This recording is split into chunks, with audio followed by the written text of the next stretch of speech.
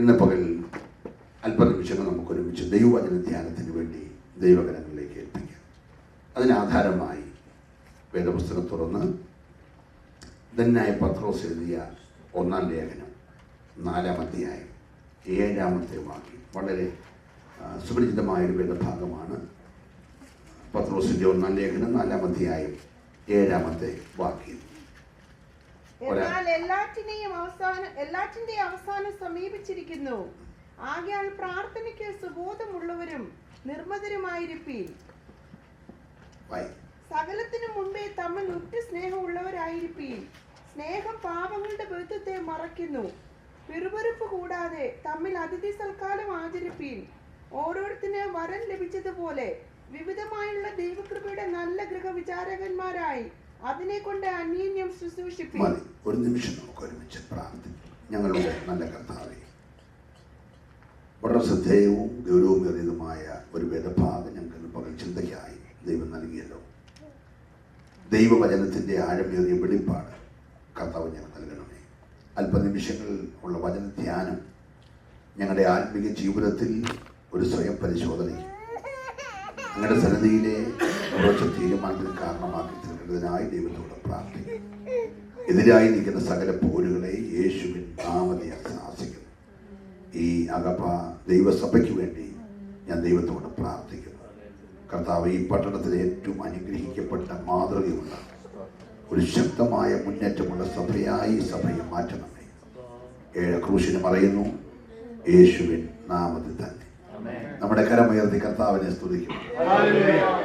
വളരെ ശ്രദ്ധേയമായ ഒരു വേദഭാഗമാണ് ഇന്ന് പകൽ വായിച്ചത്. ഒത്തിരി വിഷയങ്ങൾ ഇതിനോട് ചേർന്ന് പഠിക്കേണ്ടതായിട്ടുണ്ട്. എന്നാൽ എല്ലാം ഓർപ്പിപ്പാൻ നമ്മുടെ മുമ്പിൽ സമയമില്ല. പത്രോസ് ഓർപ്പിക്കുകയാണ്, എല്ലാറ്റിൻ്റെയും അവസാനം സമീപിച്ചിരിക്കുന്നു. വളരെ ഗൗരവത്തോട് ഇന്ന് പോലെ നമ്മൾ ചിന്തിക്കേണ്ട ഒരു കാര്യമാണ്. എല്ലാറ്റിൻ്റെയും അവസാനം സമീപിച്ചിരിക്കുന്നു.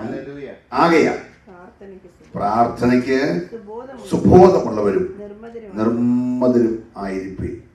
സകലത്തിനു മുമ്പേ തമ്മിൽ ഉറ്റ സ്നേഹമുള്ളവരായിരിപ്പീൻ. വളരെ ഗൗരവമായി അതിപ്രധാനപ്പെട്ട 3-4 കാര്യങ്ങൾ പത്രോസ് നമ്മെ ഓർപ്പിക്കുകയാണ്. ഒന്ന്, അറിഞ്ഞിരിക്കേണ്ട ഒരു യാഥാർത്ഥ്യം, നമ്മൾ വന്നെത്തിയിരിക്കുന്ന കാലഘട്ടം എല്ലാറ്റിൻ്റെയും അവസാനമായിരിക്കുന്ന കാലഘട്ടം. ഈ നിലയിൽ നമ്മൾ അധിക നാള് മുൻപോട്ട് പോകും എന്ന് ആരും വിചാരിച്ചു പോകരുത്. കാര്യങ്ങളെല്ലാം അതിന്റെ സമാപ്തിയിലേക്ക് ബന്ധപ്പെട്ടുകൊണ്ടിരിക്കുകയാണ്.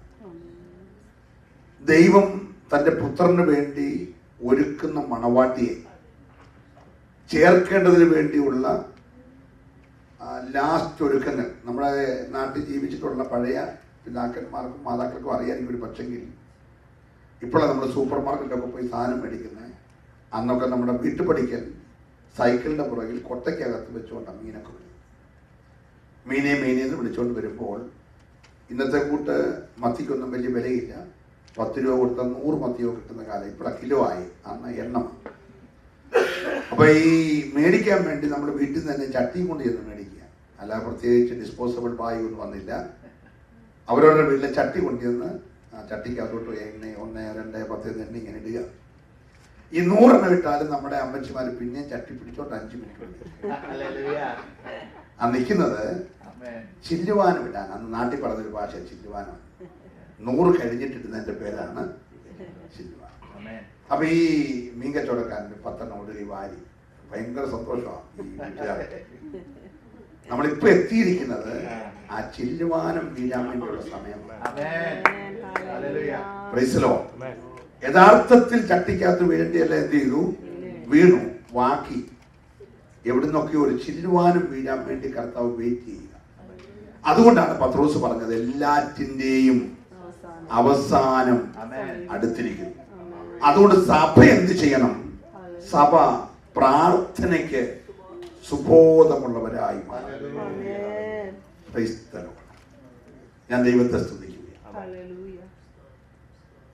എഫേസ്യ ലേഖനം 6-ാം അധ്യായത്തിന്റെ 18-ാമത്തെ വാക്യം കൂടെ ഈ വാക്യത്തോട് ബന്ധപ്പെട്ടൊന്ന് വായിച്ച് വേഗത്തിൽ ഞാൻ ഈ ദൂതിലേക്ക് പ്രവേശിപ്പാൻ ആഗ്രഹിക്കും. എഫേസ്യ ലേഖനം 6-ാം അധ്യായം അതിന്റെ 18-ാമത്തെ വാക്യം. 6:10. സകല പ്രാർത്ഥനയാലും യാചനയാൽ ഏതു നേരത്തും ആത്മാവിൽ പ്രാർത്ഥിച്ചും അതിനായി ജാഗരിച്ചും കൊണ്ട് സകല വിശുദ്ധന്മാർക്കും എനിക്കും വേണ്ടി പ്രാർത്ഥനയിൽ ബാക്കി എല്ലാവരും പറഞ്ഞേ പൂർണ്ണ സ്ഥിരത കാണിപ്പീൻ. ആ ഒറ്റ വാക്കത്തിൽ എത്ര പ്രാർത്ഥന പറഞ്ഞിട്ടുണ്ട്. ഈ 18-ാമത്തെ വാക്യത്തിൽ തന്നെ എത്ര പ്രാർത്ഥന പറഞ്ഞിട്ടുണ്ടെന്ന് ശ്രദ്ധിച്ചോ? ഒന്ന് വായിച്ചു നോക്കിയേ. സകല പ്രാർത്ഥനയാൽ യാചന എന്ന് പറയുന്നത് എന്താണ്? പ്രാർത്ഥനയാ. ഓക്കെ. എപ്പോഴൊക്കെയാ പ്രാർത്ഥിക്കേണ്ടത്? സഭായോഗത്തിന് വരുമ്പോഴാണോ? ഏതു നേരത്തും ആത്മാവിൽ പ്രാർത്ഥിച്ചു. ഇപ്പൊ പ്രാർത്ഥന എത്രയായി? 3. അടുത്ത് വായിച്ചോ. ജാഗരിക്കുക എന്ന് പറഞ്ഞാൽ എന്തുവാ? അത് പ്രാർത്ഥിക്കുക. യാചിക്കുക എന്ന് പറഞ്ഞാൽ പ്രാർത്ഥിക്കുക. ജാഗരിക്കുക എന്ന് പറഞ്ഞാൽ പ്രാർത്ഥിക്കുക. അപ്പൊ പ്രാർത്ഥന എത്രയായി? 4. അടുത്ത വാക്യം. സകല വിശുദ്ധന്മാർക്കും എനിക്കും വേണ്ടി. ഇപ്പൊ പ്രാർത്ഥന എത്രയായി? 5. ഒറ്റ വാക്യത്തിൽ തന്നെ പൗലോസ് 5 പ്രാവശ്യം ആവർത്തിച്ച് പറയുന്നത് പ്രാർത്ഥിക്കണം. ഒന്ന് പറഞ്ഞേ.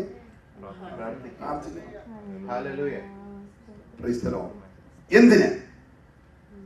എല്ലാറ്റിന്റെയും അവസാനം അടുത്തിരിക്കാൻ പ്രാർത്ഥനയ്ക്ക് സുബോധമുള്ളവരായി ഏതു സമയത്തും ആത്മാവിൽ പ്രാർത്ഥിക്കണം. കർത്താവിന്റെ ശിഷ്യന്മാര് യേശുവിന്റെ അടുക്കൽ ചെന്ന് ആവശ്യപ്പെട്ട രണ്ട് കാര്യം. 1, അങ്ങ് പ്രാർത്ഥിക്കുന്നത് പോലെ ഞങ്ങളെ കൂടെ പ്രാർത്ഥിക്കാൻ പഠിപ്പിക്കണം. 2, ഞങ്ങളുടെ വിശ്വാസം വർദ്ധിപ്പിക്കണം. ഈ ഭൂമിയിൽ ഒരു ഭക്തന് ജീവിക്കാൻ 2 കാര്യം മതി. 1, പ്രാർത്ഥിക്കാൻ പഠിക്കണം. 2, വിശ്വാസം വർദ്ധിപ്പിക്കണം. പ്രാർത്ഥന പഠിപ്പിക്കണം എന്ന് പറഞ്ഞുകൊണ്ടേ കർത്താവ് ഞാൻ ആ വിഷയത്തെ കുറിച്ച് അടുത്ത 2 ദിവസത്തിനകം വിശദമായി നിങ്ങളെ പഠിപ്പിക്കുന്നതായിരിക്കും എന്ന് വല്ലതും കർത്താവ് പറഞ്ഞു? ഇല്ല. കർത്താവ് ഇത് അങ്ങോട്ട് പറഞ്ഞു തീരുകയും ആ വിഷയം തന്നെ പഠിപ്പിക്കാനിരുന്നത് പോലെ വിഷയത്തിന് ദാരിദ്ര്യമില്ലാത്ത എന്റെ കർത്താവ് ശിഷ്യന്മാരെന്ത് ആവശ്യപ്പെട്ടോ ആവശ്യപ്പെട്ട വിഷയത്തിന് ഒരു തിയറി പറഞ്ഞു. പ്രാർത്ഥനയുടെ ഒരു മെത്തേഡ്, തിയറി മുഴുവൻ ക്രിസ്ത്യാനിയും കാണാതെ പഠിച്ചു. കാരണം പരീക്ഷയ്ക്ക് ജയിക്കണമെങ്കിൽ പഠിപ്പിച്ച തിയറി മൊത്തം കാണാതെ എഴുതിയെങ്കിലേ മാർക്ക് കിട്ടും. സ്തോത്രം. അതുകൊണ്ട് സഭാവ്യത്യാസം കൂടാതെ എല്ലാവരും കാണാതെ പഠിച്ചു. നമ്മൾ ചൊല്ലുന്നില്ലെന്നേ ഉള്ളൂ. നമുക്കും അത് കാണാതെ അറിയാം. അത് ചൊല്ലിയാൽ എന്തെങ്കിലും പാപമാങ്ങോ മറ്റോ ആരോ പറഞ്ഞതുകൊണ്ട് 2, നമുക്കത് ചൊല്ലാനുള്ള പ്രാഗൽഭ്യമില്ലെന്ന് നമുക്ക് തന്നെ അറിയാവുന്നത് കൊണ്ട് നമ്മളീ പലരും അത് ചൊല്ലുന്നില്ല. ഒരു സ്തോത്രം പറഞ്ഞു. പക്ഷെ കർത്താവ് തിയറി പറഞ്ഞ് അവസാനിപ്പിച്ചില്ല. അടുത്ത വാക്യം ഗൗരവോ പ്രാക്ടിക്കൽ തുടങ്ങുക. പ്രാക്ടിക്കൽ ആരും ഇതുവരെ പഠിച്ചിട്ടില്ല. എന്താ പ്രാക്ടിക്കൽ? ലൂക്കോസ് 11-ന്റെ 5-ാമത്തെ വാക്യം ഒന്ന് വായിച്ചേ. 5-ാമത്തെ വാക്യം. ലൂക്കോസിന്റെ സുവിശേഷം. പിന്നെ അവൻ അവരോട് പറഞ്ഞത്, നിങ്ങളിൽ ആർക്കെങ്കിലും ഒരു സ്നേഹിതനുണ്ട് എന്നിരിക്കട്ടെ. നമ്മളത് ശ്രദ്ധിച്ചിട്ടേ ഇല്ല. പലരും ശ്രദ്ധിച്ചേ. പ്രാർത്ഥന എന്ന് പറയുന്ന ഒരു തിയറി ആദ്യം പറഞ്ഞു. അത് കഴിഞ്ഞ് ആ പ്രാർത്ഥന പ്രാക്ടിക്കൽ എങ്ങനെ ചെയ്യാം എന്ന് യേശു നമ്മളെ പഠിപ്പിക്കുക. ഒരാൾക്കൊരു സ്നേഹിതൻ ഉണ്ടെന്നിരിക്കട്ടെ. അവൻ അർദ്ധരാത്രിക്ക് അവന്റെ അടുക്കൽ ചെന്ന്, സ്നേഹിത, എനിക്ക് 3 അപ്പം വായ്പ തരണം. വായിച്ചോ. എന്റെ ഒരു സ്നേഹിതൻ ആ. വഴിയാത്രയിൽ എന്റെ അടുക്കൽ വന്നു. അവന് വിളമ്പി കൊടുക്കുവാൻ എന്റെ പക്കൽ ഏതുമില്ല എന്ന് അവനോട് പറഞ്ഞാൽ എന്നെ പ്രയാസപ്പെടുത്തരുത്. കഥകൾ അടച്ചിരിക്കുന്നു. പൈതങ്ങൾ എന്റെ കൂടെ കിടക്കുന്നു. എഴുന്നേറ്റ് തരുവാൻ എനിക്ക് കഴിയുകയില്ല എന്ന് അകത്തുനിന്ന് ഉത്തരം പറഞ്ഞാലും അവൻ സ്നേഹിതനാകൊണ്ട് എഴുന്നേറ്റ് അവൻ ലജ്ജ കൂടാതെ മുട്ടുകയാൽ എഴുന്നേറ്റ് ഇനി ശ്രദ്ധിച്ചേ, വളരെ ഗൗരവമുള്ള ഒരു വേദഭാഗമാണ് നമ്മുടെ വിഷയം. എല്ലാറ്റിന്റെയും അവസാനമെടുത്തിരിക്കയാൽ നാം പ്രാർത്ഥനയ്ക്ക് സുബോധമുള്ളവരായിരിക്കണം. പ്രാർത്ഥന പഠിപ്പിക്കാൻ പറഞ്ഞ ശിഷ്യന്മാരോട് പ്രാർത്ഥനയുടെ ഒരു തിയറി കർത്താവ് പറഞ്ഞ അനന്തരം പ്രാർത്ഥനയുടെ പ്രാക്ടിക്കൽ പറയുക. ഒരു മനുഷ്യൻ അർദ്ധരാത്രിയിൽ ഒരു വീടിന്റെ വാതിൽക്കൽ വന്ന് മുട്ടുകയാണ്. അത് അവന്റെ സ്നേഹിതനാണ്. അപ്പൊ ഈ മനുഷ്യൻ ആരുണ്ട്? സ്നേഹിതനുണ്ട്. എന്റെ കൂടെ ഒന്ന് സൂക്ഷിക്കാൻ പോകും. ഈ മനുഷ്യന് സ്നേഹിതനുണ്ട്. നമ്മളീ പലർക്കും ഇല്ലാത്തതും അവനുള്ളതുമായ ഒരു കാര്യമാണ്. അവൻ ആരുണ്ട്? സ്നേഹിതനുണ്ട്. ഈ സ്നേഹിതന്റെ വീട്ടുവാതിക്കൽ അവൻ അർദ്ധരാത്രി മുട്ടുകയാണ്. ഒരു ഗസ്റ്റ് വീട്ടിൽ വരാൻ കൊള്ളാവുന്ന സമയമല്ല.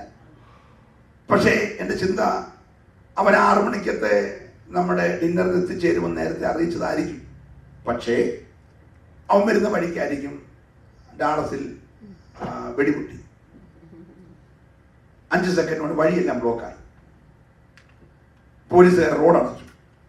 അപ്പൊ സമയത്ത് വരാൻ കഴിഞ്ഞില്ല. മനസ്സിലാകാൻ വേണ്ടിയാണ്. സ്തോത്രം. അപ്പൊ സന്ധ്യക്ക് വരുമെന്ന് പറഞ്ഞാൽ എപ്പോഴാണ് വന്നത്? അർദ്ധരാത്രിക്കാണ്. അർദ്ധരാത്രിക്ക് ഇവൻ വന്നു. ഡോറിന് ബെല്ലടിച്ചു. കതക് തുറന്നു. അവൻ അകത്ത് കയറി. അകത്ത് കയറിയ സ്നേഹിതനെ കണ്ടപ്പോൾ ഈ വീട്ടുകാരന് മനസ്സിലായി, ഇവൻ ഇന്നത്തെ ദിവസം പെട്ടെന്ന് പോലീസ് എല്ലാം പടി അടച്ച് കടയെല്ലാം അടച്ചുകൊണ്ട് വെള്ളം പോലും കിട്ടിയിട്ടില്ല. ഇവൻ ആഹാരം കഴിച്ചിട്ട് ദിവസങ്ങളായെന്ന് മനസ്സിലായി. സ്നേഹിതന്റെ ഗുണം. യഥാർത്ഥ സ്നേഹിതൻ പറയാതെ അവന്റെ ആവശ്യം അറിയുന്നവനാ സ്നേഹിതൻ. അപ്പൊ ഇവനോട് എന്റെ സഹോദരൻ ഇച്ചിരി നേരത്തെ പറയണ്ടായിരുന്നു, അല്ലെ വിളിച്ചിട്ട് വരണ്ടായിരുന്നു, എന്തിന് ഞാൻ കരുതി വെക്കത്തില്ലായിരുന്നു, ഇനിയിപ്പോ കടയില്ല, തട്ടുകടയില്ല, ഒന്നുമില്ല, എന്തോ ചെയ്യണ്ടേ, ഏതായാലും സാരമില്ല, പ്രാർത്ഥിച്ചു കിടക്കാം എന്നൊന്നും പറയുന്ന ആളല്ല. വീട്ടിലെ ഇല്ലായ്മ വന്ന സ്നേഹിതന്റെ ഞെരുക്കത്തെ അവനെ അറിയിക്കാത്ത നല്ലൊരു സ്നേഹിതൻ. ആ ലിവിംഗ് റൂമിലോട്ട് ഇരുത്തിട്ട് പറഞ്ഞു, ഞാൻ ഇപ്പൊ വരാം എന്ന് പറഞ്ഞ് അകത്തോട്ട് പോയി. അപ്പൊ ഈ മനുഷ്യൻ ധരിച്ചത് ഇവൻ അകത്തുണ്ടെന്ന. പക്ഷെ അദ്ദേഹം കാർ പുറച്ചു കൂടെ പോന്ന വഴിയെ വെളിയിലിറങ്ങി. സ്തോത്രം. ഈ മനുഷ്യൻ കാർ പുറച്ചു കൂടെ വെളിയിൽ പോയ കാര്യം വീട്ടിൽ വന്ന മനുഷ്യൻ അറിഞ്ഞിട്ടേ ഇല്ല. പ്രാർത്ഥിച്ചുകൊണ്ടിരിക്കണേ. നിങ്ങൾക്ക് ഇവിടുത്തെ കാര്യം പറഞ്ഞതേ ഉള്ളൂ. വെളിയിലിറങ്ങി ഈ മനുഷ്യൻ അർദ്ധരാത്രിയിൽ തന്റെ മറ്റൊരു സ്നേഹിതന്റെ വീട്. അപ്പൊ ഇവന് 2 സ്നേഹിതന്മാരുണ്ട്. ഒന്ന് വീട്ടിൽ വന്നിരിക്കുന്ന ഒരു സ്നേഹിതനുണ്ട്. 2 ഏത് അടിയന്തര ആവശ്യത്തിലും, ശ്രദ്ധിച്ചിരിക്കണേ, ഏത് അടിയന്തര ആവശ്യത്തിലും ചെന്ന് മുട്ടിയാൽ തന്നെ സഹായിക്കാൻ കഴിവുള്ള ഒരു നല്ല സ്നേഹിതൻ ഇവന് വേറെയുണ്ട്. ഇവൻ ആ സ്നേഹിതന്റെ വീട്ടിലേക്ക് അർദ്ധരാത്രി ചെല്ലുകയാണ്. അർദ്ധരാത്രി ചെന്ന് വാതിൽക്കൽ മുട്ടാൻ തുടങ്ങി. അകത്ത് കിടക്കുന്നവൻ ഉണരുന്നത് വരെ മുട്ടി. അവൻ ഉണർന്നു. അവൻ ചോദിച്ചു, ആരെ ഈ അർദ്ധരാത്രി ശല്യം ചെയ്യുന്നേ? അവൻ, നിന്റെ സ്നേഹിതൻ. ഈ രാത്രി എന്ത് വേണം? അവൻ പറഞ്ഞു, എനിക്ക് 3 അപ്പം വേണം. എൻ്റെ വീട്ടിൽ എൻ്റെ മറ്റൊരു സ്നേഹിതൻ വന്നിട്ടുണ്ട്, അവന് വിളമ്പി കൊടുക്കാൻ എൻ്റെ പക്കൽ. കർത്താവ് പറയാണ്, പ്രാർത്ഥനയ്ക്ക് നീ കാടടച്ച് വെടിവെക്കല്ലേ. കർത്താവേ, ഞങ്ങളുടെ ആവശ്യമെല്ലാം നീ അറിയുന്നല്ലോ, നീ സർവജ്ഞാനിയും സർവ്വവ്യാപിയുമാണല്ലോ, അതുകൊണ്ട് എല്ലാ കാര്യവും ചെയ്തു തരണമേ. നാട്ടിലുള്ള എല്ലാ പാസ്റ്റർമാർക്കായി സ്തോത്രം, ലോകത്തിലുള്ള മുഴുവൻ വിശ്വാസിക്കായി സ്തോത്രം. അങ്ങനെ കാടടച്ചൊന്നും വെടിവെക്കല്ലേ. പ്രാർത്ഥന നിന്റെ കാര്യം ആരും പറഞ്ഞില്ല. യേശു പറഞ്ഞു, നിന്റെ വിഷയം ഒരു ചെറിയ കാര്യം, 3 അപ്പത്തിന്റെ വിഷയം. പക്ഷെ നീ കർത്താവിന്റെ പറയുമ്പോൾ, കർത്താവ് വിശപ്പുള്ളവനാണെന്ന് അറിയാമല്ലോ, ഓട് കഴിക്കാൻ ആഹാരം അങ്ങനെ നല്ല വേണം. നിന്റെ ആവശ്യം 3 അപ്പമാണെങ്കിൽ ആ 3 അപ്പത്തിന്റെ കാര്യം 3 അപ്പമെന്ന് തന്നെ എന്ത് ചെയ്യണം? ഹലോ, അപ്പൊ യേശു പ്രാർത്ഥന പഠിപ്പിക്കുകയാണ്. ശ്രദ്ധിക്കണം, ഞങ്ങളെ പ്രാർത്ഥിക്കാൻ പഠിപ്പിക്കണം. അപ്പൊ കർത്താവ് പറഞ്ഞു, കുഞ്ഞ്, നിന്റെ ആവശ്യം ഒരു ചെറിയ കാര്യമാണ്, നിന്റെ ആഹാരത്തിന്റെ വിഷയം. അതാണെങ്കിൽ കർത്താവേ, ഞാൻ ഒരു കരി തരണേ എന്നല്ല പറയണ്ടേ, എന്നേരം കഴിക്കാനുള്ള സാധനം തരണേ എന്നാ പറയണ്ടേ. Praise the Lord. എനിക്ക് വേണ്ട, എന്റെ ഭാര്യയ്ക്ക് വേണ്ട, പിള്ളേർക്ക് വേണ്ട, ഞങ്ങളെല്ലാം കഴിച്ചേച്ച് കിടന്നതാണ്. ഇപ്പം വന്ന ഗസ്റ്റിന് കൊടുക്കാൻ മാത്രം എനിക്കിപ്പം മതി ഒരു 3 അപ്പം. Praise the Lord. അപ്പോൾ അകത്ത് കിടക്കുന്നവൻ പറഞ്ഞു, ചോദ്യം സിമ്പിൾ ആണെങ്കിലും തടസ്സങ്ങൾ 4 ഉണ്ട്. ശ്രദ്ധിച്ചിരിക്കണേ. ചോദ്യം ചെറിയതാണ്, പക്ഷെ എന്തുകൊണ്ട്? തടസ്സങ്ങൾ 4 ഉണ്ട്. എന്തൊക്കെ തടസ്സം? 1, വാതിലടച്ചിരിക്കുന്നു. 2, പൈതങ്ങൾ കൂടെ കിടക്കുന്നു. 3, എഴുന്നേറ്റ് തരാൻ കഴിയില്ല. അതിന് മുമ്പ് ഒരു കാര്യം കൊണ്ടല്ലോ, ആദ്യം വായിച്ചേ. എന്റെ ഒരു സ്നേഹിതൻ വഴിയാത്രയിൽ എന്റെ അടുക്കൽ വന്നു, അവന് വിളമ്പി കൊടുക്കുവാൻ എന്റെ പക്കൽ ഏതുമില്ല എന്ന് അവനോട് പറഞ്ഞാൽ എന്നെ പ്രയാസപ്പെടുത്തരുത്. കഥക അടച്ചിരിക്കുന്നു. പൈതങ്ങൾ എന്നോട് കിടക്കുന്നു. എഴുന്നേറ്റ് തരാൻ എനിക്ക് കഴിയുകയില്ല എന്ന് പറഞ്ഞ് ശ്രദ്ധിച്ചേ. ഈ വാതുക്ക വന്നവന്റെ വിഷയം എന്തുവാ? 3 അപ്പം. അകത്ത് കിടക്കുന്നവൻ പറഞ്ഞ മറുപടിക്കകത്ത് അപ്പം ഇല്ലടാവുക പൊക്കോളാൻ പറഞ്ഞു. ഹലോ, ഇവ ശ്രദ്ധിച്ചു, ഇവിടെ അപ്പോ ഇല്ല, നീ പൊക്കോ എന്ന് പറഞ്ഞിരുന്നെങ്കിൽ പിന്നെ അവിടെ മുട്ടിയിട്ട് കാര്യമില്ല. അകത്തില്ലാത്ത ഒന്നിനു വേണ്ടി ഇതിനെ മുട്ടുന്നേ. പക്ഷെ ഇവ ശ്രദ്ധിച്ചു, അകത്ത് അപ്പമില്ലെന്ന് പറയുന്നുണ്ടോ? അപ്പമില്ലെന്ന് പറഞ്ഞില്ല. നിന്റെ ആവശ്യത്തിന്റെ മറുപടി ഇവിടെ ഇല്ലെന്ന് പറഞ്ഞില്ല. പക്ഷെ അത് നിന്റെ കൈ തരാൻ 4 തടസ്സങ്ങളുണ്ട്. ഹലോ, കർത്താവ് പറഞ്ഞു, കുഞ്ഞെ, നിന്റെ പ്രാർത്ഥനാ വിഷയം ഏത് ചെറുതായാലും മറുപടി നിന്റെ കൈ കിട്ടാൻ നീ പ്രതീക്ഷിക്കാത്ത തടസ്സങ്ങളുണ്ട്. നിന്റെ തടസ്സങ്ങൾ മാറി മറുപടി കയ്യിൽ കിട്ടുന്നത് വരെ നീ മുട്ടു നിർത്തരുത്. അതാ പ്രാർത്ഥന. നമുക്ക് ദൈവത്തിന് സ്തുതിക്കാമല്ലോ. ഹല്ലേലൂയ. ഞാൻ പറഞ്ഞു വരുന്നത് മനസ്സിലാകുന്നുണ്ടോ? യേശു പ്രാർത്ഥനയുടെ പ്രാക്ടിക്കൽ അതെങ്ങനെയാണ് നടപ്പിലാക്കി എടുക്കണമെന്ന് പറയുകയാണ്. നീ ചെന്ന് ഒരു കാര്യം പറഞ്ഞ് മുട്ടിയിട്ട് ഞാൻ പ്രാർത്ഥിച്ചിട്ടേക്കുക എന്നും പറഞ്ഞ് പോകരുത്. പ്രാർത്ഥിച്ച വിഷയത്തിന്റെ മറുപടി അകത്ത് കിടക്കുന്നവൻ എഴുന്നേറ്റ് നിന്റെ കയ്യിൽ തരുന്നത് വരെ നീ പ്രാർത്ഥന തുടർന്നുകൊണ്ടേയിരിക്കണം. മനസ്സിലാക്കുന്നവർ കരമുയർത്തി കർത്താവിനെ സ്തുതിക്കട്ടെ. ഹല്ലേലൂയ. വളരെ ഗൗരവമായി കർത്താവ് പറയുകയാണ്, അവൻ 4 തടസ്സം. ഇതൊരു വലിയ സീരിയസ് കാര്യമാണോ? 3 അപ്പം കിട്ടാനുള്ള വലിയ കാര്യമാണ്. ഇപ്പൊ നമുക്ക് 3 അപ്പം വേണമെങ്കിൽ അതിനു വേണ്ടി പ്രത്യേകിച്ച് ഒന്നും ചെയ്യണ്ട. ആള് വന്നതിന് ശേഷം ജസ്റ്റ് ഒന്ന് ഫോൺ ചെയ്താൽ മതി. 10 മിനിറ്റ് സാധനം വീട്ടിൽ വരും. കേറ്ററിംഗ് സർവീസുകാർ റെഡി ആയിട്ട് നിൽക്കുക. ഏത് ഐറ്റം ആണെന്ന് പറഞ്ഞാൽ പിന്നെ അവരുടെ വകയായിട്ട് 2 ഐറ്റം വേറെ കൊടുക്കും. കാരണം അടുത്ത ഓർഡർ അവർക്ക് തന്നെ ചെല്ലാൻ വേണ്ടി അവർ സ്പെഷ്യലായിട്ട്. ഇന്നൊരു വലിയ ആനക്കാര്യമൊന്നുമല്ല. പക്ഷെ കർത്താവ് പറഞ്ഞു, നിന്റെ ഏത് ചെറിയ വിഷയമായാലും ആ വിഷയത്തിന് വേണ്ടി നീ ഒന്ന് ചോദിച്ച് പിന്മാറരുത്. അകത്ത് മറുപടി ഉണ്ട്. നീ ആകെ ചെയ്യേണ്ടത് മറുപടി തരാൻ കരുത്തുള്ളവൻ എഴുന്നേൽക്കുന്നത് വരെ, വാതിൽ തുറക്കുന്നത് വരെ, നിന്റെ കയ്യിൽ ആ മറുപടി തരുന്നത് വരെ നീ രക്ഷ കൂടാതെ മുട്ടാൻ തയ്യാറായാൽ മനസ്സിലാകുന്ന പറയുന്നത് പകൽക്കാലം ദൈവത്തെ സ്തുതിക്കട്ടെ. ഹല്ലേലൂയ. നാളുകളായി നിന്റെ വീട്ടിൽ നിറവേറപ്പെടാതെ കിടക്കുന്ന ചില പ്രാർത്ഥനാ വിഷയങ്ങൾ, നിന്റെ തലമുറയോടുള്ള ബന്ധത്തിൽ, നിന്റെ ഭൗതികമായ ചില വിഷയങ്ങളിൽ, നിന്റെ ആത്മീയമായ ചില വിഷയങ്ങളിൽ നാളുകളായി മറുപടി കിട്ടാതെ ശത്രു തടഞ്ഞു വെച്ചിരിക്കുന്ന വിഷയങ്ങളുടെ മേൽ ഇന്ന് പകൽക്കാലം മടി കൂടാതെ ലജ്ജ കൂടാതെ നീ ആവർത്തിച്ച് പ്രാർത്ഥിക്കാൻ തയ്യാറായാൽ അകത്ത് കിടക്കുന്നവൻ എഴുന്നേൽക്കുന്നത് വരെയുള്ളൂ നിന്റെ മറുപടിക്ക് തടസ്സം. ഹല്ലേലൂയ. പ്രാർത്ഥിക്കുന്ന ദൈവത്തിന്റെ പൈതലേ, ഇത് ദുഷ്കാലമാകയാൽ എല്ലാറ്റിന്റെയും അവസാനമെടുത്തിരിക്കാൻ ദൈവമക്കൾ പ്രാർത്ഥനയ്ക്ക് സുബോധമുള്ളവരായിരിക്കണം. എപ്പോഴാണ് പ്രാർത്ഥിക്കേണ്ടതെന്ന് കർത്താവ് പറയുകയാണ്. ശ്രദ്ധിച്ചേ. അർദ്ധരാത്രി.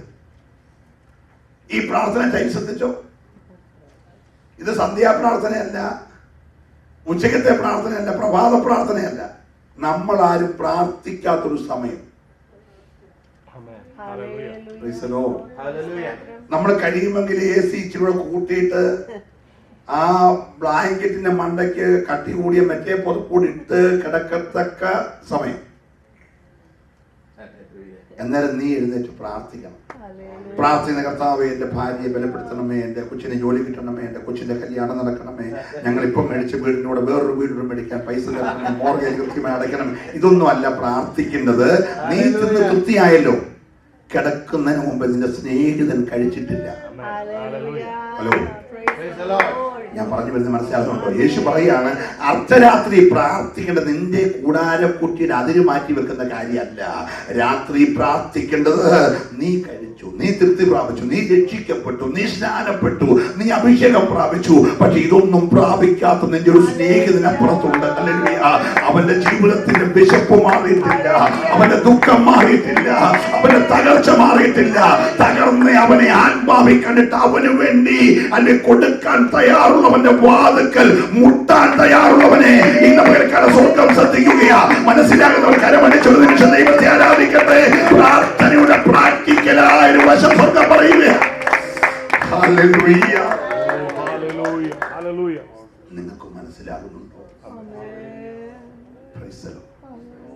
നമ്മുടെ പ്രാർത്ഥനയുടെ ഒരു ഇന്നർ സർക്കിളുണ്ട്. ഞാൻ, എൻ്റെ ഭാര്യ, എൻ്റെ പിള്ളേര്, എൻ്റെ മരുമക്കള്, എൻ്റെ കൊച്ചുമക്കള്, എൻ്റെ ബന്ധുക്കാര്, എൻ്റെ അപ്പൻ, എൻ്റെ അമ്മ, നമുക്കൊരു ഇന്നർ സർക്കിളുണ്ട്. എൻ്റെ കമ്പനി, എൻ്റെ ജോലി, എൻ്റെ സഭ, എൻ്റെ വീട്ടുകാര്, പിന്നെ എൻ്റെ സെന്റർ, എത്രയൊക്കെ വന്നിട്ട് നമ്മുടെ പ്രാർത്ഥന തീരും. ഈ ശിഷ്യന്മാര് മിക്കവർക്കും ഭാര്യയും മക്കളും ഒക്കെ ഉണ്ടായിരുന്നവരാ, അമ്മായിയമ്മയൊക്കെ ഉണ്ടായിരുന്നു. ഈ പത്രോസിന്റെ വീട്ടിലാണ് പുള്ളിയുടെ അമ്മായിയമ്മ താമസം. കാരണം എനിക്ക് തോന്നുന്നു വീട്ടിൽ അങ്ങനെയുള്ള സാഹചര്യം ആയിരുന്നായിരിക്കും, ഞാൻ ഒന്നും വിവരിക്കുന്നില്ല. ഇവര് പ്രാർത്ഥിക്കാനിരിക്കും. പത്രോസിന് നമ്മുടെ കൂട്ട് പശു, ആടും, കോഴിയും പച്ചക്കറി തോട്ടം ഒക്കെ ഉണ്ടായിരുന്നിരിക്കട്ടെ, അതിനെല്ലാം വേണ്ടി പ്രാർത്ഥിക്കുമ്പോൾ 10 മിനിറ്റ് അല്ലെ 20 മിനിറ്റ് കഴിയുമ്പോൾ പുള്ളി ഉറക്കം പിടിക്കും. ഇത് ഭാര്യയില്ല, പിള്ളേരില്ല, പശുവില്ല, ആടില്ല, കോഴിയില്ല, പച്ചക്കറി തോട്ടമില്ല, മുട്ടുമടക്കിയ വെളുപ്പോളം യേശു പ്രാർത്ഥിക്കുക. ഹലോ, നമുക്ക് ഇതെല്ലാം കൂടെ ഉണ്ടായിട്ടും ബന്ധുക്കാരും സ്വന്തക്കാരും എല്ലാം കൂടെ പ്രാർത്ഥിച്ച് 15-20 മിനിറ്റ് നമ്മുടെ പരിപാടി തീരും. പിന്നെ സിയോം ഗീതമില്ല 3 പാട്ടും എല്ലാം കൂടെ പാടിയാൽ 1/2 മണിക്കൂർ നമ്മുടെ പരിപാടി തീരും. പ്രൈസലോ. പക്ഷെ ഇത് സിയോം ഗീതാവില്ല, പാട്ട് പാടുന്നില്ല, സങ്കീർത്തന പുസ്തകം വായിക്കുന്നില്ല, ഒന്നും വായിക്കാതെ മുട്ടുമടക്കി ഒറ്റ ഇരിപ്പിൽ നേരം വിടുന്നത് നമ്മുടെ പ്രാർത്ഥനയാണ്.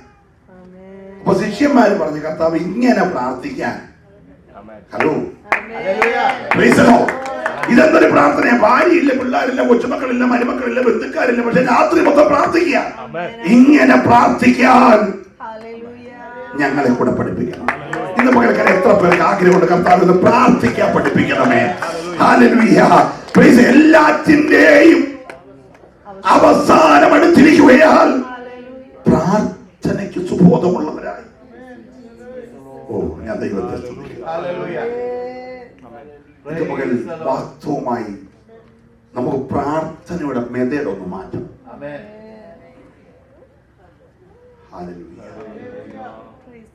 ഈ വീട്ടിൽ വന്നേക്കുന്ന ഗസ്റ്റ് ഇത് വല്ലതും അറിയുന്നുണ്ടോ? എന്റെ സ്നേഹിതൻ എനിക്ക് വേണ്ടി 3 അപ്പം ചോദിക്കാൻ പോയേക്കാന്ന് വല്ലതും അറിയുന്നുണ്ടോ? നമ്മൾ പ്രാർത്ഥിക്കാതെ ചിലരോട് പറയാറുണ്ട്, ഞാനും പ്രാർത്ഥിച്ചോളാം, ഞാൻ പ്രാർത്ഥിച്ചായിരുന്നു എന്നൊക്കെ നമ്മൾ പറഞ്ഞ് രക്ഷപ്പെടാറുണ്ട്. നമ്മൾ പ്രാർത്ഥിച്ചിട്ടേ ഇല്ല. പക്ഷെ ഇവ പ്രാർത്ഥിച്ചെന്ന് പറയാതെ തന്നെ സ്നേഹിതന്റെ വിശപ്പറിഞ്ഞിട്ട്, നിന്നെ കണ്ടിട്ട് കണ്ണൊക്കെ ഒഴിഞ്ഞിരിക്കുന്നല്ലോ, കവളൊക്കെ ചൊട്ടിയിരിക്കുന്നല്ലോ, ഇന്നത്തെ ദിവസം ഒന്നും കഴിച്ച പ്രശ്നമില്ലല്ലോ, കഷ്ടമുണ്ട് കേട്ടോ, പ്രാർത്ഥിക്കാൻ ഞാൻ എന്നൊന്നും പറഞ്ഞ് സിമ്പതി കാണിക്കുന്ന ആളല്ല. ഇവന്റെ വിഷയം മുഖത്തു നോക്കി ഗ്രഹിച്ചിട്ട് അവന് വേണ്ടി അർദ്ധരാത്രി എഴുന്നേറ്റിരിക്കുക. എന്നിട്ട് കൊടുക്കാനുള്ളവന്റെ വാതുക്കല മുട്ടിയെ. ഒന്നും ഇല്ലാത്തവന്റെ വീട്ടിൽ പോയി മുട്ടിട്ട് തന്നെ സാധിക്കാനാ. ഇവനറിയാം എന്റെ സ്നേഹിതന്റെ വീട്ടിൽ അപ്പം ഉണ്ട്, പക്ഷേ എഴുന്നേറ്റ് തരാൻ അല്പം പാടാ, കാരണം സമയം ഇതായതുകൊണ്ട്. എഴുന്നേൽക്കുന്നത് വരെ, എഴുന്നേൽപ്പിക്കുന്നത് വരെ അവന്റെ മുമ്പിലെ 4 തടസ്സങ്ങളെ ദൈവം വെട്ടിമാറ്റുന്നത് വരെ. ഹലോ, നിന്റെ മറുപടിക്കെതിരെ പിശാച് കെട്ടി ഉയർത്തിയിരിക്കുന്ന കോട്ടകളെ ഇടിയുന്നത് വരെ നീ ഇന്ന് പകരം പ്രാർത്ഥനയിൽ ജാഗരിക്കാൻ തയ്യാറായാൽ, ഓ, ഞാൻ ദൈവത്തെ സ്തുതിക്കുകയാ. മറുപടി ഇല്ലാതില്ല. വാഗ്ദത്തം നിറവേറ്റാൻ കർത്താവിനെ കൊണ്ട് കഴിയും. മറുപടി വേണ്ടുവോളം തരാൻ കർത്താവിനെ കൊണ്ട് കഴിയും. പക്ഷെ തടസ്സങ്ങളെ വെട്ടിമാറ്റുന്നത് വരെ ആത്മാ ആത്മാവിൽ ഉണർന്ന് പ്രാർത്ഥിക്കാൻ സഭ ഇന്ന് പകൽ തയ്യാറാകട്ടെ. ഏറ്റെടുത്ത് ഒരു നിമിഷം കരമടിച്ച് ദൈവത്തെ സ്തുതിച്ച് ആരാധിക്കട്ടെ. ഇതിന്റെ മറുപടിക്കെതിരെ, നന്മകൾക്കെതിരെ, വാഗ്ദത്തങ്ങൾക്കെതിരെ എതിരായി വ്യാപരിക്കുന്ന സകല പൈശാചിക ആധിപത്യങ്ങളെ ജയിക്കുവാൻ ദൈവാത്മാവിന്റെ കൃപ നിന്റെ മേൽ വ്യാപരിക്കേണ്ടതിന്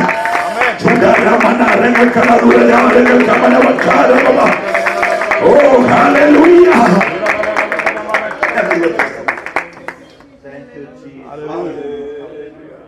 നമ്മുടെ കരമുയർത്തി ഒന്നുകൂടെ കർത്താവിനെ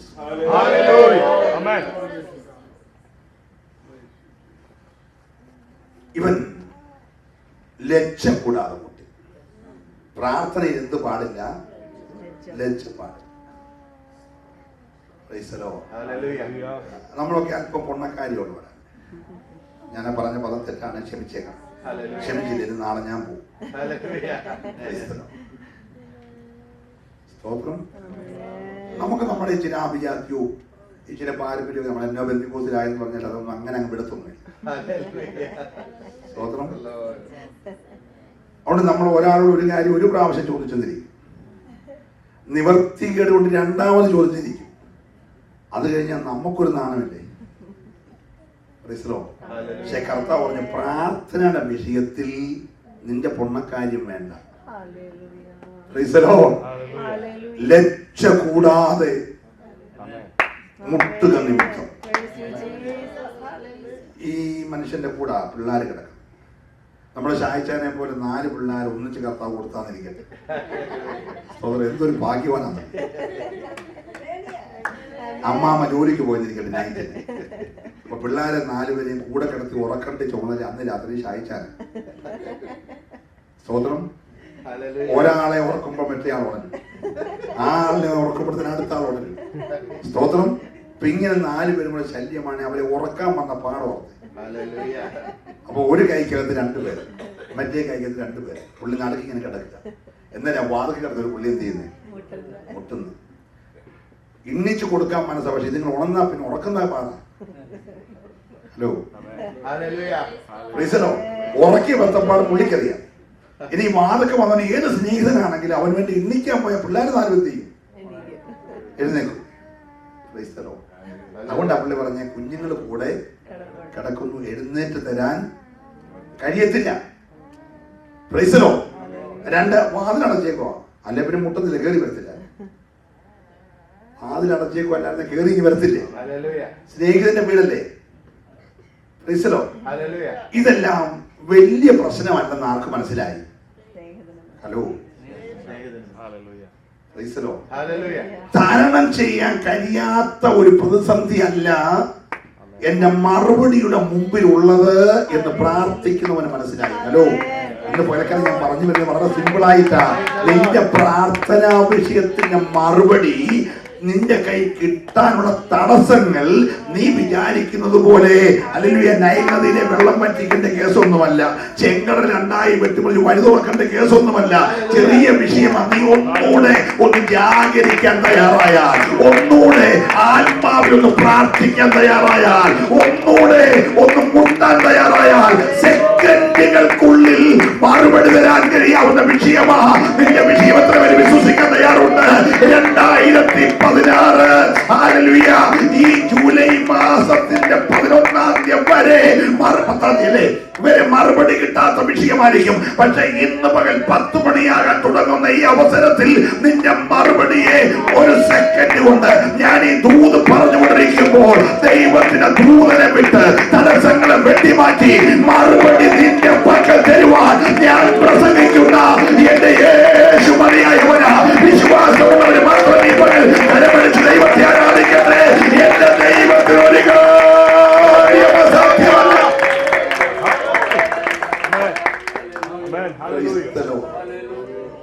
നമ്മുടെ ചില മറുപടികളൊക്കെ താമസിക്കുന്നത്, നമുക്ക് അല്പമായ കഷ്ടത വരുന്നതൊക്കെ നമ്മുടെ ഈ ദൈവത്തെ കുറിച്ചുള്ള അറിവ് വർദ്ധിക്കാൻ. ഞാൻ ഇന്നലെ രാത്രി പ്രസംഗിച്ചപ്പോൾ വളരെ ഗൗരവമായി ദൈവം ഇടപെട്ടൊരു കാര്യം കേട്ടു. ഈ നമ്മൾ കർത്താവിനെ സ്നേഹിക്കേണ്ടത് ഇവിടെ അമേരിക്കയിൽ വരാൻ വിസ കിട്ടിയാനോ, ഇവിടെ വീട് കിട്ടിയാനോ, കാറ് കിട്ടിയാനോ, ജോലി കിട്ടിയാനോ ഒന്നും അല്ല കേട്ടോ. നിന്റെ വീണ്ടെടുപ്പ് എന്താണെന്ന് നീ അറിയണം. ഞാൻ സിമ്പിളായിട്ട് എളുപ്പം പറയാം.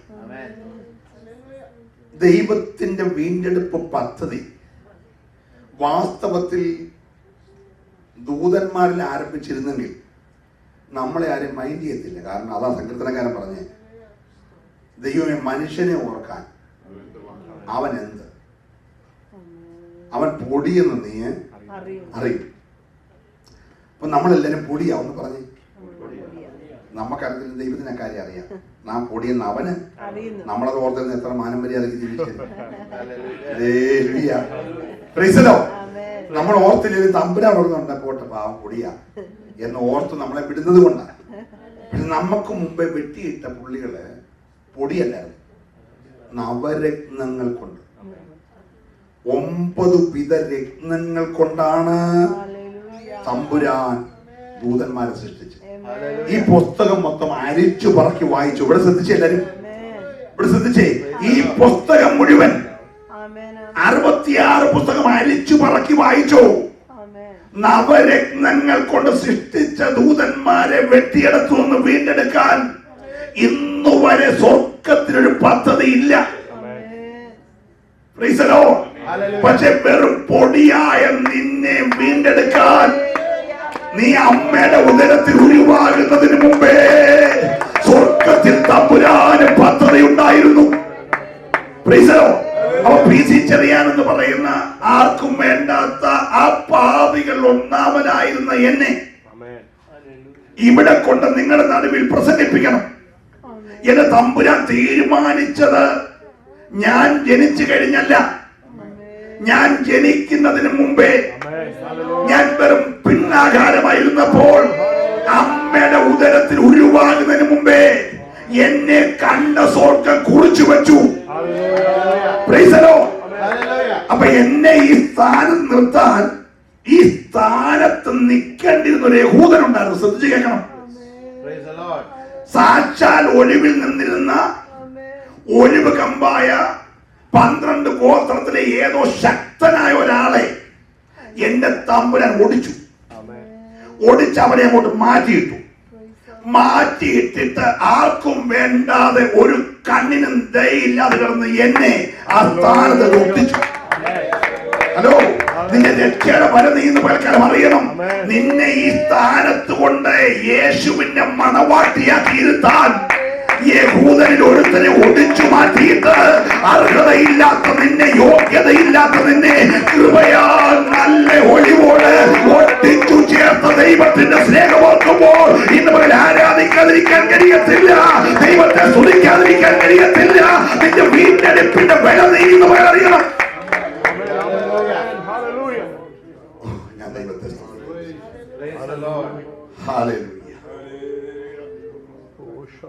അർദ്ധരാത്രിയിൽ വാതിൽ മുട്ടി. സ്നേഹിതൻ എഴുന്നേറ്റിട്ട് 3 അപ്പ ചോദിച്ച്, അയാളുടെ ആകെ 3 ഉള്ളൂ. 1 രാവിലെ പിള്ളേർക്ക് കൊടുക്കാൻ വേണം, രാവിലെ പുള്ളിക്കാരത്ത് നൈറ്റ് കഴിഞ്ഞ് വരുന്ന എന്തെങ്കിലും ഒന്ന് കഴിക്കട്ടെ, അതുകൊണ്ട് 1 ഇരിക്കട്ടെ, 2 നീ കൊണ്ടുപോകും എന്ന് പറയുന്ന ആളല്ല ഈ സ്നേഹിതൻ. ഹലോ, നമ്മളോട് ഒരാൾ വന്ന് $500 വായ്പ ചോദിക്കാമെങ്കിൽ പറയും, ഒരു 5 മിനിറ്റ് മുമ്പ് ചോദിച്ചായിരുന്നു എന്റെ കയ്യിലുള്ള 5 മിനിറ്റ് മുമ്പ്. പിന്നെ വന്നല്ലേ 200 ഇരിക്കട്ടെ. ചോദിക്കുന്നിടത്തോളം കൊടുക്കുന്നവർ വളരെ ചുരുക്കമാണ്. പക്ഷെ ഈ സ്നേഹിതൻ എഴുന്നേറ്റിട്ട് 3 കൊടുത്തെന്നല്ല, നിങ്ങളത് വായിച്ചോ, വേണ്ടുവോളം കൊടുത്തു. കിട്ടിയ സ്ഥലം മനസ്സിലായോ? ഹലോ, ഒന്ന് എഴുന്നേറ്റ് കിട്ടിയാൽ മതിയത്. എഴുന്നേറ്റ് കിട്ടിയാൽ, വാതിൽ തുറന്നാൽ, നീ ചോദിക്കുന്നതിനേക്കാൾ, നീ നനയ്ക്കുന്നതിനേക്കാൾ, നല്ല സ്വതന്ത്രം പറയണം, നീ ചോദിക്കുന്നതിനേക്കാൾ, നീ നനയ്ക്കുന്നതിനേക്കാൾ അത്യന്തം പരമായി ചെയ്യാൻ കഴിവുള്ളവനാ ഈ സ്നേഹിതൻ. ഹല്ലേലൂയ. അവൻ ചെയ്യാൻ പോകുന്നത് ഇന്ന് വരെ ഒരു കണ്ണ് കണ്ടിട്ടില്ല, ഒരു ചെവി കേട്ടിട്ടില്ല, ഉലകത്തിൽ ഒരു മനുഷ്യന്റെ ഹൃദയത്തിൽ തോന്നിയിട്ടില്ലാത്തത് നിനക്ക് വേണ്ടി ചെയ്യാൻ കരുത്തുള്ളവനാ. നീ അവന്റെ വാതിൽക്കൽ മടികൂടാതെ മുട്ടുമെങ്കിൽ ഇന്ന് പോലെ ആർക്കൊക്കെയോ ദൈവത്തിന് വിടുതൽ വിഷയങ്ങൾ ഈ മൂന്ന് ഞാൻ പറഞ്ഞുകൊണ്ടിരിക്കുമ്പോൾ സ്വർഗം നിന്റെ കരങ്ങളിൽ ഏൽപ്പിക്കുന്ന പകല. വിശ്വാസമുള്ളവർ മാത്രം കരമടിച്ച് ദൈവത്തെ സ്തുതിക്കട്ടെ. ഒരു വചനം കേൾക്കുക മാത്രമല്ല, ഈ വചനം ഒരു അത്ഭുതമായി, ഈ വചനം ഒരു വിടുതലായി, ഒരു ദൈവപ്രവൃത്തിയായി നിന്റെ കൂടാരത്തിന്റെ ഉള്ളറയിൽ ഇന്ന് പകൽക്കാലം സ്വർഗം വെളിപ്പെടുത്തുകയാണ്. ഏറ്റെടുക്കുന്നവർ നന്നായി ദൈവത്തെ സ്തുതിച്ചാരാധിക്കട്ടെ.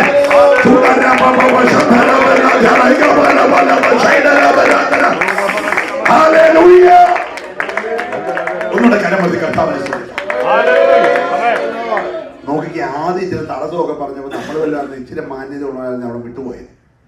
പക്ഷെ ഇവൻ ലജ്ജ കൂടാതെ എന്ത് ചെയ്തു? മുട്ടിയപ്പോൾ എഴുന്നേറ്റ് വേണ്ടുവോളം കൊടുത്തു. സ്തോത്രം. അങ്ങോട്ട് പോയത് വെറും കൈയോടെ. അർദ്ധരാത്രി തിരിച്ചവൻ വീട്ടിലേക്ക് വരുന്നത് കൈ നിറയെ. ഹലോ, പ്രാർത്ഥനയ്ക്ക് ഇരുന്നത് വെറും കൈയോടെ. ഹൃദയത്തിൽ ഭാരം, ശൂന്യമായ കൈ, ശൂന്യമായ പോക്കറ്റ്, ഒഴിഞ്ഞ വയറ്, കുഴിഞ്ഞ കണ്ണൊക്കെ ആയിട്ട് പ്രാർത്ഥനയ്ക്കിരുന്നു. പക്ഷെ മടങ്ങി വരുന്നത് കൈ നിറയെ വേണ്ടുവോളം മറുപടിയുമായി. ഇന്ന് എത്ര പേര് വിശ്വസിക്കാൻ തയ്യാറുണ്ട്? വേണ്ടുവോളം മറുപടിയുമായി ഇന്ന് പകൽ എന്റെ സ്വർഗത്തിലെ ദൈവം എന്നെ മടക്കി അയക്കത്തുള്ളൂ എന്ന് വിശ്വസിക്കുന്നവർ എന്റെ കരമണിച്ചാൽമാവിൽ ഒരുമിച്ച് ദൈവത്തെ ആരാധിക്കട്ടെ. ലജ്ജ കൂടാതെ മുട്ടുവാൻ തയ്യാറായാൽ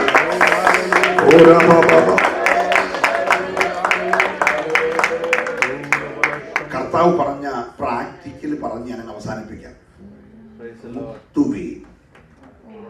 എന്നാൽ നിങ്ങൾക്ക് തുറക്കപ്പെടും.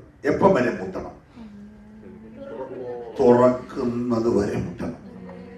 യാചിപ്പീൻ എന്നാൽ നിങ്ങൾക്ക് എപ്പം വരെ യാചിക്കണം? കിട്ടുന്നത് വരെ യാചിക്കണം.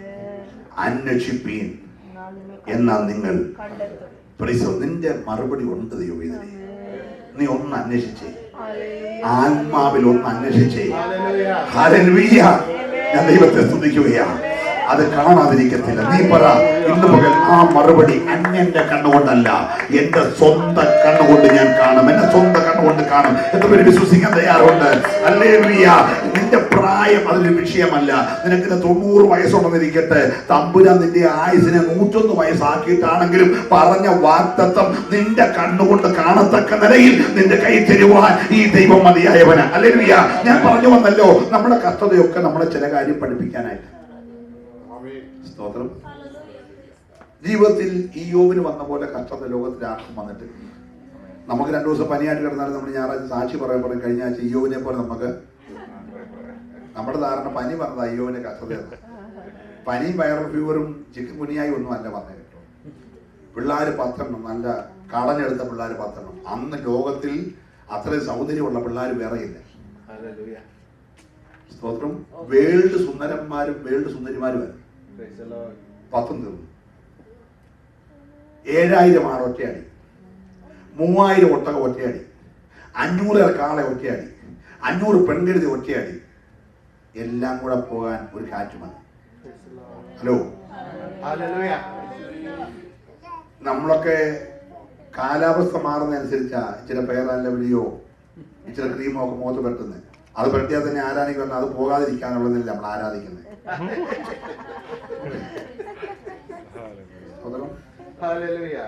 നമ്മുടെയൊക്കെ അമ്മച്ചിമാര് പണ്ട് പാളയെ കിടത്തി പിള്ളേരെ കുളിപ്പിച്ചൊരു കാലമുണ്ട്. ഓർമ്മയുള്ള ഒരാളിലും ഉണ്ട്.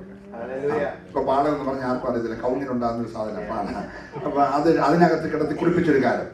അന്ന് വീട്ടിൽ സ്വന്തമായിട്ട് പശുക്കറവ ഉള്ളതുകൊണ്ട് ഉറയൊഴിക്കുകയും തൈരാക്കുകയും അതിന്റെ വെണ്ണ വെട്ടിയെടുക്കുകയും ചെയ്യാം. വെണ്ണ സുതരം. അപ്പൊ ഈ നല്ല ഇഷ്ടമുള്ള കൊച്ചു പിള്ളേരെ പാളെ കിടച്ചിട്ട് അമ്മച്ചിമാരെ വെണ്ണ തേച്ചിടും. അവരൊക്കെ ഇപ്പൊ കണ്ടാൽ എന്നെ രസമാണ്. ജോൺസൺ പുരട്ടിയല്ല, വെണ്ണ പുരട്ടി. അതാകെ പെട്ടെന്ന് ആണ്ട് 2 പ്രാവശ്യം ഒക്കെ. ഇയ്യോബ് കാല് കഴുകുന്ന വെണ്ണയ്ക്കകത്തായിരുന്നു. അത് പറയാൻ വേണ്ടി പറഞ്ഞാലോ. അവന്റെ കാല് കഴുകുന്നത് എവിടെയായിരുന്നു? വെണ്ണയ്ക്കകത്ത്. ഇപ്പൊ കാല് നിറഞ്ഞത് വെണ്ണ പോലുള്ള സാധന. മനസ്സിലായില്ല? ഇതിനെല്ലാം അല്പസമയം മതിയെന്നേ പറയാൻ പോവാ. കാറ്റടിച്ചെല്ലാം പോയി. 1-ാം അധ്യായം മുതൽ 19-ാം അധ്യായം വരെ അറിവില്ല. 19-ാം അധ്യായത്തിൽ ഒരു അറിവുണ്ടായി. നിങ്ങൾ വീട്ടിൽ പോയി വായിക്കണം. എന്നെ വീണ്ടെടുക്കുന്നവൻ ജീവിച്ചിരിക്കുന്നു. സ്വതന്ത്രം പറഞ്ഞേ. 1-ാം അധ്യായം മുതൽ 19-ാം അധ്യായം വരെ എല്ലാം കൊണ്ടുപോയി. പിള്ളേര് പോയി, ആട് പോയി, കഴുത പോയി, ഒട്ടകം പോയി, സമ്പത്ത് പോയി, ആരോഗ്യം പോയി, എല്ലാം പോയി. പക്ഷെ 19-ാം അധ്യായം അറിവ് പോയതിനെയെല്ലാം വീണ്ടെടുക്കാൻ കരുത്തുള്ള ഒരുത്തൻ ജീവിച്ചിരിപ്പുണ്ട്. ഓ, ഞാൻ ദൈവത്തെ സ്തുതിക്കുകയാ. എത്ര പേര് വിശ്വസിക്കാൻ തയ്യാറുണ്ട്? നഷ്ടപ്പെട്ടതിനെയെല്ലാം, കൈമോശം വന്നതിനെയെല്ലാം, ശത്രു അപകരിച്ചതിനെയെല്ലാം, കൊടുങ്കാറ്റ് പറപ്പിച്ചു കൊണ്ടുപോയതെല്ലാം വീണ്ടെടുക്കാൻ കഴിവുള്ള ഒരുത്തൻ ഇന്ന് പകൽക്കാലം ജീവിച്ചിരിപ്പുണ്ട്. അവൻ എന്റെ വീണ്ടെടുപ്പുകാരനെന്ന് വിശ്വസിക്കുന്നവർ ഈ പകൽ ദൈവത്തെ സ്തുതിക്കട്ടെ. എന്റെ വീണ്ടെടുപ്പുകാരൻ ജീവിച്ചിരിക്കുന്നു. രണ്ടാമത്തെ അറിവ് കിട്ടിയത് 30-ാം അധ്യായത്തിലാണ്. അധ്യായം പിന്നെ മുന്നോട്ട് പോയി. 30-ാം അധ്യായത്തിൽ രണ്ടാമത്തെ അറിവുണ്ടായി. എല്ലാ മനുഷ്യരും മരിക്കുന്ന പോലെ ഞാനും മരിക്കും എന്ന് പറഞ്ഞേ. ഞാനും മരിക്കുന്നു. ഹലോ, അറിവാ കേട്ടോ. രണ്ടാമത്തെ അറിവ് എന്താണ്? എല്ലാരും മരിക്കും, ഞാനും മരിക്കും. അതറിഞ്ഞാൽ എത്ര ഭക്തിയോടെ ജീവിക്കണം. മൂന്നാമത്തെ അറിവ് 42-ാം അധ്യായത്തിലാണ്. അധ്യായം 42 ഉണ്ടെങ്കിൽ അറിവ് 3 കിട്ടി. നിന്നാൽ സകലതും കഴിയുമെന്നും നിനക്കൊരു കാര്യവും അസാധ്യമല്ലെന്നും ഞാൻ അറിയുന്നു. യോബിന്റെ പുസ്തകത്തിൽ ആകെ ഇത്ര ഒരു വിഷയം, 3 അറിവുണ്ടായി. മൂന്നാമത്തെ അറിവ് കിട്ടിയ തമ്പുരാൻ ദൂരം വിളിച്ചോലെ കൊടുത്തേരടാ. 7000 ആടല്ലേ പോയെ? അതെ, ഒരു 14,000 കൊടുത്തേര്. സ്തോത്രം. എടാ, 3000 ഒട്ടകമല്ലേ അവന്റെ പോയെ? ഒരു 6000 ഒട്ടകത്തെ കൊടുത്തേര്. ഹലോ, നഷ്ടപ്പെട്ടതെല്ലാം ഇരട്ടിയായി ഒറ്റ സെക്കൻഡ് കൊണ്ട്. പോയത് ഒരു സെക്കൻഡ് കൊണ്ടാണെങ്കിൽ മടക്കി നൽകിയതും അടുത്തൊരു സെക്കൻഡ് കൊണ്ടാണ്. ഇന്ന് പകൽക്കാലം ദൈവത്തിന്റെ പൈതലെ ലഭിക്കാൻ കരുത്തുള്ളവന്റെ അടുക്കൽ നീ ഇന്ന് ലക്ഷ്യം കൂടാതെ മുട്ടാൻ തയ്യാറായാൽ ഇന്നലകളിൽ പിശാച് അപകരിച്ചതെല്ലാം ഈ പകൽ മടക്കി തരുവാൻ എന്റെ യേശു മതിയായവനാ. വിശ്വാസമുള്ളവർ മാത്രമേ പകൽ ദൈവത്തോട് നിമിഷം കരമടിച്ചാൽ ആദിക്കട്ടെ. ശത്രു അപകരിച്ചതെല്ലാം ഇന്ന് പകൽ ഇരട്ടിയായി മടക്കി തരുവാൻ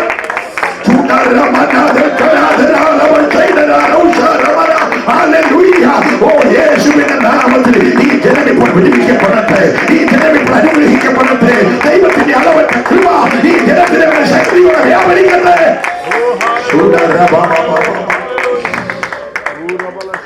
നമുക്കൊന്ന് കരമന്ദിരത്തെ ശ്രദ്ധിക്കാം. ഞാൻ എന്റെ വാക്ക് നിർത്താൻ പോയാൽ ശ്രദ്ധിച്ചില്ലേ? കർത്താവ് പറഞ്ഞു, മുട്ടുവിനെന്നാൽ, അന്വേഷിപ്പനെന്നാൽ, യാചിപ്പനെന്നാൽ എന്ന് പറഞ്ഞിട്ട് അടുത്തൊരു കാര്യം പറയാം. നിങ്ങളുടെ അപ്പന്മാർ, നിങ്ങൾ അവരോട് എന്ത് ചോദിക്കണം? അപ്പച്ച, ഞങ്ങൾക്ക് ഒരു അപ്പം തരണം എന്ന് പറയുമ്പോൾ ഒരു കൊട്ട കല്ല് വാരി തരുമോ? മുട്ട ചോദിച്ചാൽ കുറെ തേളിനെ കൊണ്ട് തരുമോ? മീൻ ചോദിച്ചാൽ കുറെ പാമ്പിനെ തരുമോ? അടുത്ത വാക്യം, ദോഷികളായ നിങ്ങളുടെ അമ്മയപ്പന്മാർ.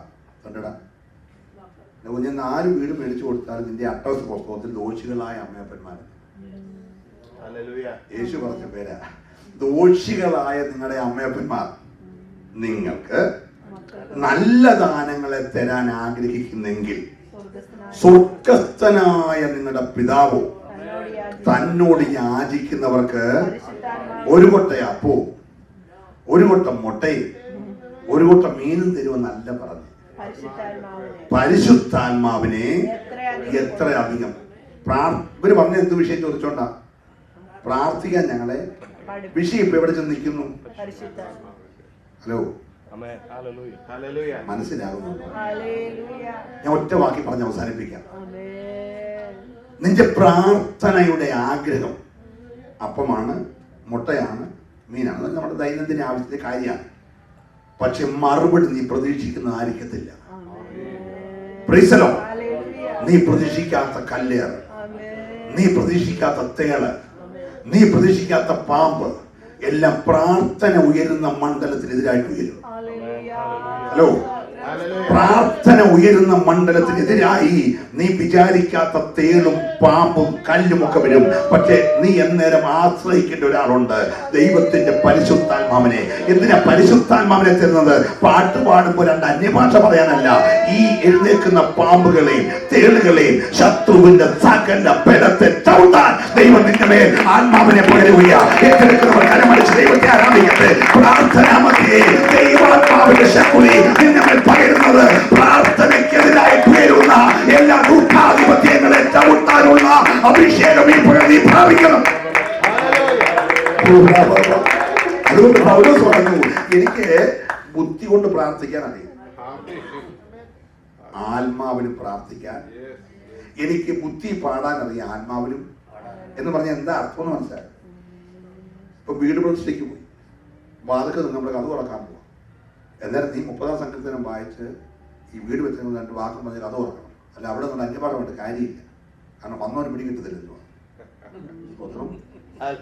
ഹലോ, നീ ശവോടക്കാൻ പോയി അവിടെ അനുശോചനം പറഞ്ഞു വെച്ച് മരണാന്ത ജീവിതത്തെ കുറിച്ച് പറഞ്ഞ് പ്രസംഗിച്ചും വെച്ച് ശവോടക്കണം.